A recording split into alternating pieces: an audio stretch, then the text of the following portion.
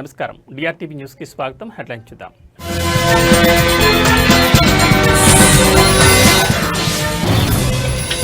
జల దిగ్బంధంలో హైదరాబాద్ మహానగరం.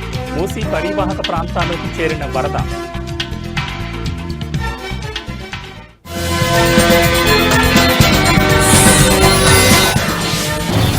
తీరం దాటిన వాయుగుండం. తెలంగాణ, ఏపీకి 2 రోజుల పాటు వర్ష సూచన.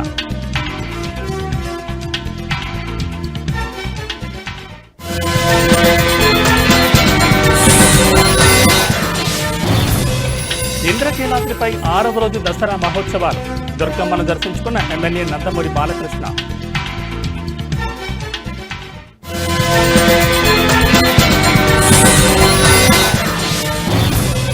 అనకాపల్లిలో ఆర్సెలార్ మిత్తల్ స్టీల్ ప్లాంట్ నిర్మాణానికి సర్వం సిద్ధం. ఈ నెల 27న ప్రజాభిప్రాయ సేకరణ.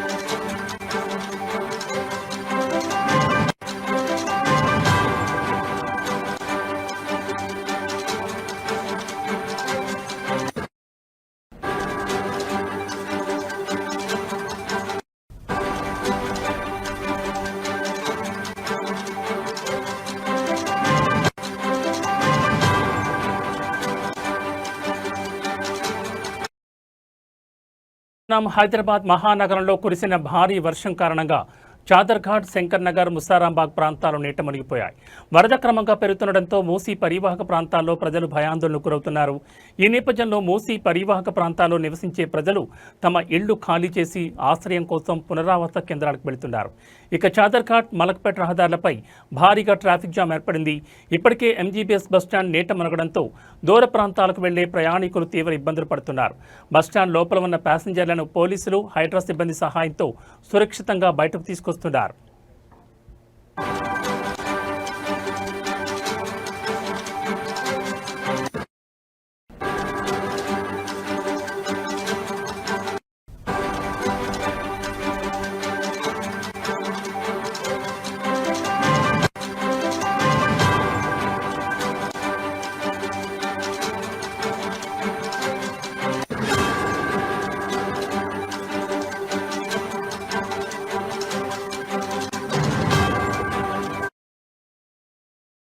ఫస్ట్ డిపో ఫ్లైఓవర్ నుంచి చాదర్ఘాట్ వరకు మూసీ నదిలో భారీ నీటి ప్రవాహం కొనసాగుతోంది. పోలీసులు, జీహెచ్ఎంసీ, డిజాస్టర్ రెస్పాన్స్ టీం, నీటిపారుదల అధికారులు నిరంతరం పర్యవేక్షిస్తున్నారు. నీటి మట్టాలు తగ్గే వరకు లోతట్టు ప్రాంతాలు, నదీ తీర మార్గాలకు దూరంగా ఉండాలని ప్రజలకు అధికారులు సూచనలు జారీ చేశారు. మరోవైపు జియా కూడా, పురాణాపూల్ ప్రాంతాల్లో భారీ వరద నీరు చేరింది. ఇప్పటికే ఈ రూట్లను అధికారులు మూసివేశారు. మూసీని ఆనుకుని ఉన్న జియా కూడా బస్తీలు, కాలనీలోకి వరద నీరు చేరడంతో ప్రజలను పునరావాస కేంద్రాలకు తరలించారు. అలాగే పురాణాపూల్లోని శివాలయం నీట మునిగిపోయింది.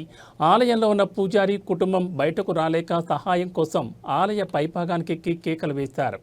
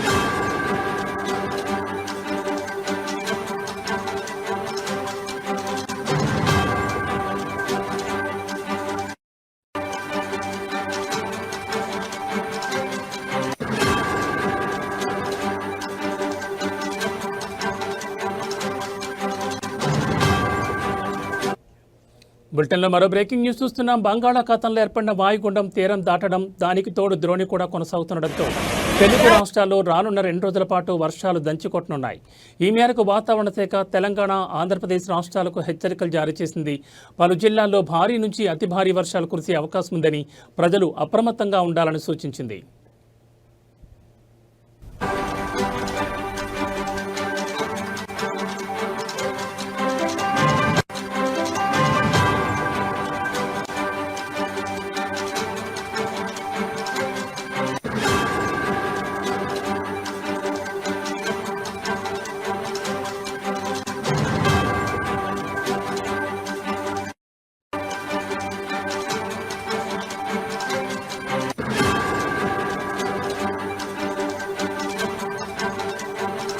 తెలంగాణలో శని, ఆదివారాల్లో చాలా ప్రాంతాల్లో ఉరుములు, మెరుపులతో కూడిన వర్షాలు కురుస్తాయని వాతావరణ కేంద్రం తెలిపింది. ముఖ్యంగా శనివారం నిర్మల్, నిజామాబాద్, మహబూబాబాద్, వరంగల్, హనుమకొండ, సిద్దిపేట, సంగారెడ్డి, కామారెడ్డి, మహబూబ్నగర్ సహా పలు జిల్లాల్లో భారీ వర్షాలు పడతాయని పేర్కొంటూ ఎల్లో అలర్ట్ జారీ చేసింది. ఆదిలాబాద్, కరీంనగర్, ఖమ్మం, రంగారెడ్డి, హైదరాబాద్, మేడ్చల్ వంటి ఇతర జిల్లాల్లోనూ భారీ వర్షాలు పడే సూచనలున్నాయని వెల్లడించింది. వర్షంతో పాటు గంటకు 40 నుంచి 50 కిలోమీటర్ల వేగంతో బలమైన ఈదురుగాలులు వీచే అవకాశం ఉందని హెచ్చరించింది.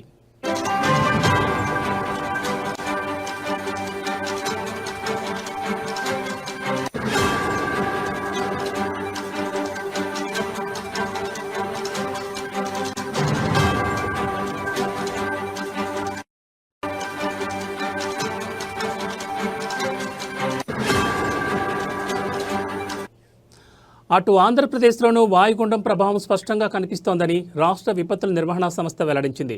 శనివారం కృష్ణా, ఎన్టీఆర్, గుంటూరు, పల్నాడు, ప్రకాశం, కర్నూలు, నంద్యాల జిల్లాల్లో అక్కడక్కడ మోస్తరు నుంచి భారీ వర్షాలు కురిసే అవకాశం ఉందని తెలిపింది.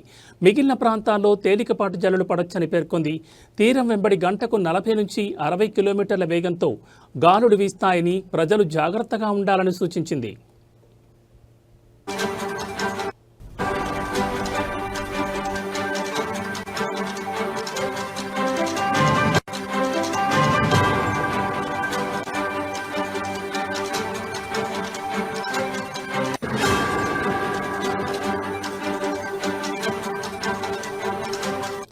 బంగాళాఖాతంలో ఏర్పడిన వాయుగుండం దక్షిణ ఒడిశాలోని గోపాల్పూర్ సమీపంలో తీరాన్ని దాటినట్లు అధికారులు తెలిపారు. ఇది పశ్చిమ దిశగా ఛత్తీస్గఢ్ వైపు కదులుతూ క్రమంగా బలహీనపడనుందని పేర్కొన్నారు. దీంతో పాటు తెలంగాణ, ఉత్తర కర్ణాటక నుంచి దక్షిణ మహారాష్ట్ర వరకు సముద్ర మట్టానికి 7.6 కిలోమీటర్ల ఎత్తులో ఒక ద్రోణి కొనసాగుతోందని, ఈ రెండింటి ప్రభావంతోనే విస్తారంగా వర్షాలు కురుస్తున్నాయని వివరించారు. మహారాష్ట్రలోనూ భారీ వర్షాలు కురుస్తాయని అంచనా వేశారు.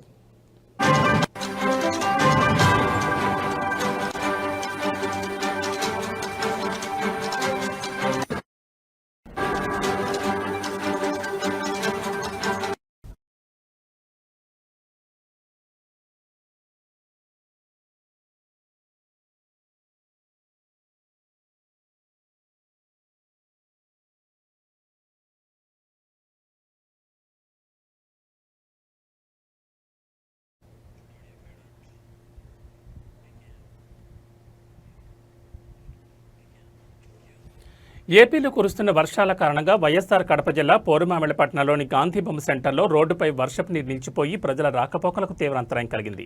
ఈ నీటి వల్ల స్థానిక ప్రజలు, ముఖ్యంగా వృద్ధులు, వికలాంగులు అవస్థపడ్డారు. కడప నుంచి విజయవాడకు వెళ్లే హైవే 4 లైన్ రోడ్డు విస్తరణ పనులు పోరుమామిళ్లపట్నంలో జరుగుతున్నాయి. ఈ పనుల కారణంగా వర్షపు నీరు ఎటు వెళ్లలేక రోడ్డుపైన నిలిచిపోయింది. వర్షాలు, రోడ్డు విస్తరణ పనులు ఏకకాలంలో జరగడంతో రోడ్లు అస్తవ్యస్తంగా మారాయి. దీనివల్ల వాహనదారులు, ప్రజలు తీవ్ర ఇబ్బందులు ఎదుర్కొంటున్నారు. ప్రజల కష్టాలను గుర్తించిన తెలుగుదేశం పార్టీ నాయకులు ఈ సమస్య పరిష్కారానికి చొరవ తీసుకున్నారు. పోరుమామిళ్ల సహకార సంఘం చైర్మన్ కల్లూరి వెంకటకృష్ణారెడ్డి, పోరుమామిళ్ల మాజీ ఎంపీటీసీ ఇమాన్ ఉషాన్, సీతా వెంకట సుబ్బయ్య, గాలి మురళి, ప్రొఫెసర్ భాషా తదితర నాయకులు వెంటనే రంగంలోకి దిగారు.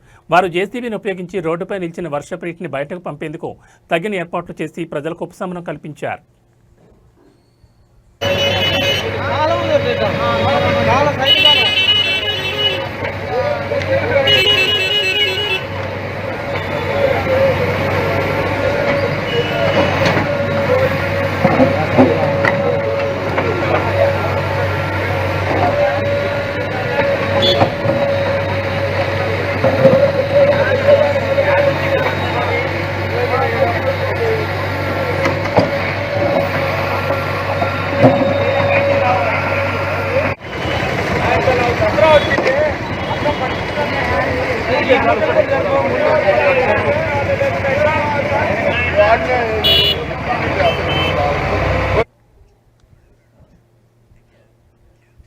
అనకాపల్లి జిల్లా నక్కపల్లి మండలంలో Arcelor Mittal company steel company నిర్మాణంపై ప్రజాభిప్రాయ సేకరణకు కౌంటౌన్ మొదలైంది. ఈ నెల 27న నేటి నుంచి ఇవాళ జరగబోయే హీరింగ్ కోసం అధికారులు అన్ని ఏర్పాట్లు పూర్తి చేశారు.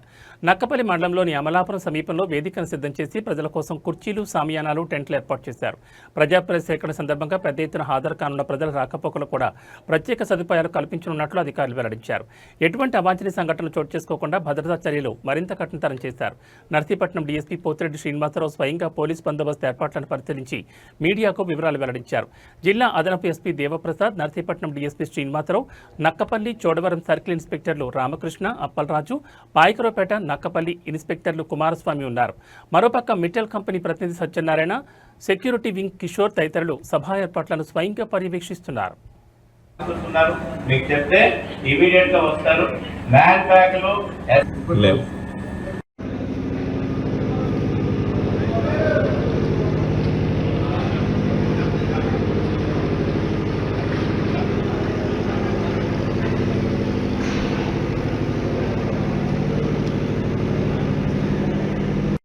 అందరికీ నమస్కారం.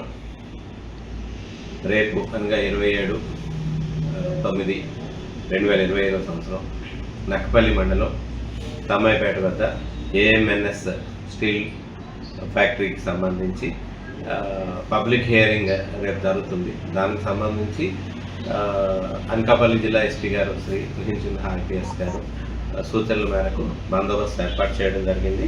ఈ బందోబస్తు అంతా కూడా అడిషనల్ స్పీకర్ దేవప్రసాద్ గారు సూపర్వైజ్ చేస్తున్నారు. దానికి ఒక 3 డిఎస్పీలు, అట్లాగే 10 మంది ఇన్స్పెక్టర్స్, 20 మంది సబ్ ఇన్స్పెక్టర్స్, ప్లస్ అంతా కలిపి ఆల్మోస్ట్ 400 వరకు పోస్ట్ని సార్ ఇచ్చారు. దాన్ని ప్రాపర్గా బందోబస్తు వేయడం జరిగింది. రేపు మార్నింగ్ 10 o'clock నుంచి మళ్ళీ స్టిల్ ప్రోగ్రామ్ కంప్లీట్ అయ్యే వరకు కూడా ఈ బందోబస్తు ఉంటుంది. ఎక్కడికక్కడ కట్ ఆఫ్ పాయింట్స్, అట్లాగే డయాస్ దగ్గర, గ్యాలరీస్లోని ఎవరికి ఎటువంటి ఇబ్బందులు లేకుండా చూడడానికి గాను ఏర్పాటు జరిగింది. సర్వేలెన్స్ కూడా ఉంది, సీసీ కెమెరాస్ కూడా ఏర్పాటు చేయడం జరిగింది. మొత్తం అంతా కూడాను కవర్ చేస్తున్నారు. అక్కడి నుంచి సీసీ కెమెరాస్ ద్వారా మాకు అనకాపల్లి మెయిన్ కంట్రోల్లో కూడా వాచ్ చేస్తూ ఉంటారు. ఈ ప్రోగ్రామ్ అంతా కూడా అందరూ వచ్చి అందరికీ కూడా ఫెసిలిటేట్ చేస్తున్నాము. రావడం, వాళ్ళు వచ్చిన తర్వాత వాళ్ళ తాలూకా వాయిస్ ఏదైతే ఉందో ఆ వాయిస్ ఇవ్వడానికి, వాళ్ళ తాలూకా ఒపీనియన్ చెప్పడానికి ఏర్పాటు అంతా కూడా చేయడం జరిగింది. సుమారు ఎంతమంది రావడానికి అవకాశం ఉంది? సుమారుగా ఒక ఏర్పాట్లు అయితే సిట్టింగ్ అయితే వాళ్ళు ఒక 2800 మెంబర్స్కి సిట్టింగ్. ప్రముఖ సినీ నటుడు హిందూపురం ఎమ్మెల్యే నందమూరి బాలకృష్ణ ఇంద్రకీలాద్రిపై కొలువైన దుర్గాదేవిని దర్శించుకున్నారు. శరన్నవరాత్రి ఉత్సవాల్లో భాగంగా శ్రీ లలితా త్రిపుర సుందరి దేవి అలంకారంలో ఉన్న దుర్గమ్మను బాలకృష్ణ దర్శించుకుని ప్రత్యేక పూజలు నిర్వహించారు. బాలకృష్ణకు ఆలయ అధికారులు ఆలయ మర్యాదలతో ఘనంగా స్వాగతం పలికారు. అనంతరం ఆయన మాట్లాడుతూ శ్రీ లలితా త్రిపుర సుందరి దేవి అలంకారంలో ఉన్న దుర్గమ్మను దర్శించుకోవడం సంతోషంగా ఉందని తెలిపారు. అమ్మవారి ఆశీస్సులు అందరిపై ఉండాలని కోరుకున్నారని, తండోపతండాలుగా భక్తులు కఠోర దీక్షతో అమ్మవారి ఆశీర్వాదం కోసం వస్తున్నారన్నారు. అమ్మవారి దృష్టిలో అందరూ ఒక్కటేనని అన్నారు. ధర్మం ధర్మం పాలయతి పాలయతి ధర్మం త్వం ధర్మం త్వం త్వం ధర్మం ధర్మం త్వం ధృత్యా ధృత్యా త్వం ధర్మం ధర్మం త్వం ధృత్యా త్వం ధృత్యా ధృత్యా త్వం త్వం ధృత్యా జ ధృత్యా త్వం త్వం ధృత్యా జ ధృత్యా జ ధృత్యా ధృత్యా జ నియమేన నియమేన జ ధృత్యా ధృత్యా జ నియమేన జ నియమేన నియమేన జ నియమేన జ నియమేన జ నియమేన జ నియమేన ధనం వశం బహుత్ర లాభం సంవత్సరం దీర్ఘాయో.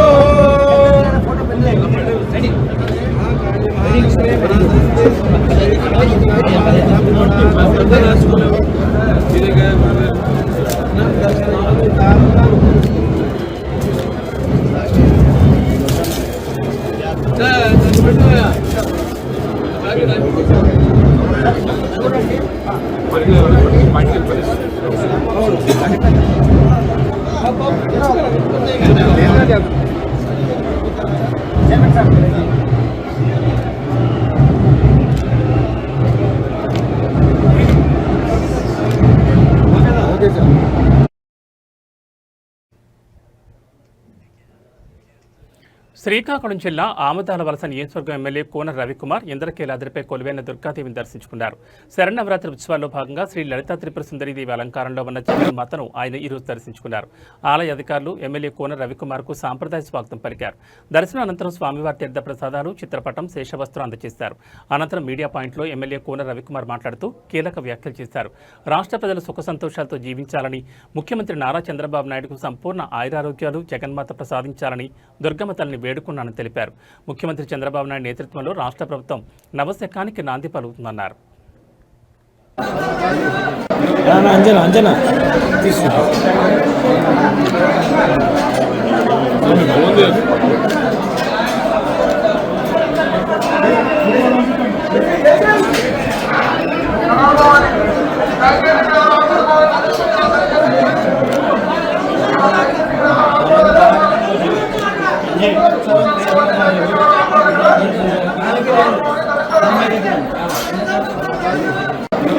అంజనా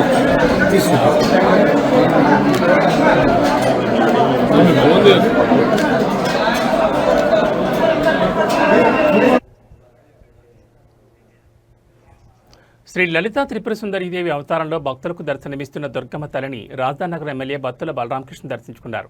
ఆలయ అధికారులు సాంప్రదాయ స్వాగతం పలికారు. దర్శనం అనంతరం స్వామివారి తీర్థ ప్రసాదాలు, చిత్రపటాన్ని, శేషవస్త్రాన్ని అందజేస్తారు. అనంతరం మీడియా పాయింట్లో మాట్లాడుతూ జగన్మాత అనుగ్రహం రాష్ట్ర ప్రజలపై ఉండాలని అమ్మవారిని వేడుకున్నానని తెలిపారు. దేశాన్ని, రాష్ట్రాన్ని పరిపాలిస్తున్న గౌరవ ప్రధానమంత్రి నరేంద్ర మోడీ, రాష్ట్ర ముఖ్యమంత్రి నారా చంద్రబాబు నాయుడు, ఉప ముఖ్యమంత్రి కొణిదెల పవన్ కళ్యాణ్లకు సంపూర్ణ ఆయురారోగ్యాలను ప్రసాదించాలని అమ్మవారికి ప్రార్థించారన్నారు. వ్రతమారంభయతే ఆరంభే అగ్నేన వ్రతవదిన వ్రతవదిన అగ్నేన వ్రతవదిన వ్రతం వ్రతం వ్రతవదిన అగ్నేన వ్రతవదిన వ్రతం వ్రతవదిన వ్రతం వ్రతం వ్రతవదిన వ్రతవదిన వ్రతమా వ్రతం వ్రతవదిన వ్రతవదిన వ్రతమా వ్రతపదేనతే వ్రతాపతిః వ్రతమా వ్రతమారంభయతే లంభయత్యా వ్రతం వ్రతమారంభయతే ఆరంభే అగ్నేన వ్రతవదిన వ్రతవదిన అగ్నేన వ్రతవదిన వ్రతం వ్రతం వ్రతవదిన అగ్నేన. నల్గొండ పట్టణంలోని శ్రీనగర్ కాలనీలో జరుగుతున్న నవరాత్రి ఉత్సవాలు వైభవంగా కొనసాగుతున్నాయి. ఉత్సవాల్లో భాగంగా 5వ రోజు అమ్మవారి భక్తులకు లక్ష్మీ అవతారంలో దర్శనమిచ్చారు. ఈ సందర్భంగా ఉత్సవ కమిటీ సభ్యులు అమ్మవారికి ప్రత్యేక పూజలు నిర్వహించారు. పూజల అనంతరం అన్నదాన వితరణ కార్యక్రమాన్ని చేపట్టారు. ఇందులో పెద్ద సంఖ్యలో భక్తులు పాల్గొన్నారు. ఈ కార్యక్రమంలో కమిటీ సభ్యులు మరియు భక్తులు చింటూ, వికాస్, సన్నీ, కిరణ్, సాయి కిరణ్, దీక్షిత, మహేందర్ రెడ్డి, ఉమారెడ్డి, వెంకన్న, కోటేశ్వరరావు తదితరులు పాల్గొన్నారు.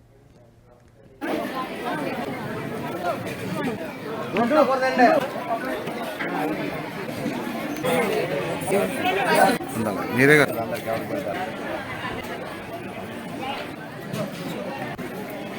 ఎదురుగా మన శ్రీనాథ కాలనీలో అన్నదానం, అభిషేకం మన ఉత్సవ కమిటీ వాళ్ళు నిర్వహించడం జరిగినది.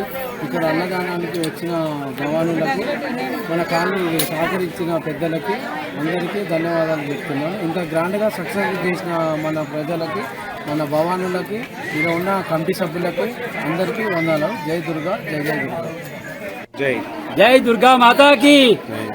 దుర్గామాత ఉత్సవాల్ని ఈ శ్రీనగర్ కాలనీ హిల్స్ గ్రౌండ్లో ఒక 3 సంవత్సరాలు కంటిన్యూషన్ జరిపి మధ్యన ఆగి మళ్ళీ 3 సంవత్సరాలు జరిపారు.